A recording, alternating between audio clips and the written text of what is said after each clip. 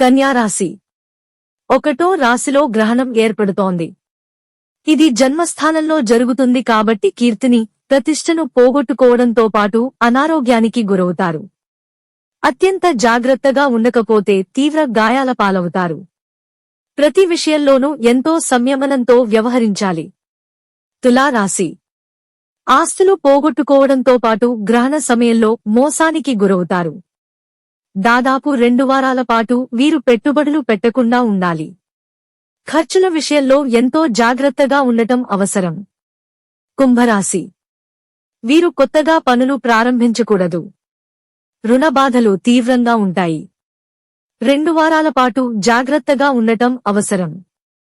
శత్రువుల నుంచి భయం ఉంది. ఎంతో అప్రమత్తంగా ఉండాల్సిన సమయం ఇది. మిథున రాశి.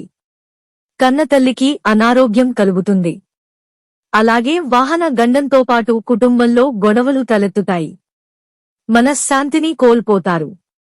ఈ సమయంలో ఈ రాశివారు ఎంతో జాగ్రత్తగా ఉండాలి. వృశ్చిక రాశి. గతంలో మొదలై నిలిచిపోయిన పెండింగ్ పనులన్నీ పూర్తవుతాయి. అయితే సూర్యగ్రహణం వీరికి బాగా కలిసివస్తుంది. పనులన్నీ పూర్తవడంతో పాటు అదృష్టం కలిసివస్తుంది. ధనస్సు రాశి. విదేశాలకు వెళ్లాలనుకునేవారికి ఇది అత్యంత అనుకూలమైన సమయం. ఆకస్మిక ధనలాభానికి అవకాశం ఉంది. కొత్త పనులు ప్రారంభించడానికి ఇది మంచి సమయం. బాగా కలిసివస్తుంది. మేషరాశి. వీరికి చెప్పలేనంత మేలు కలుగుతుంది. శత్రువులపై విజయాన్ని అందుకుంటారు. కుటుంబంలో మనశ్శాంతి చోటు చేసుకుంటుంది.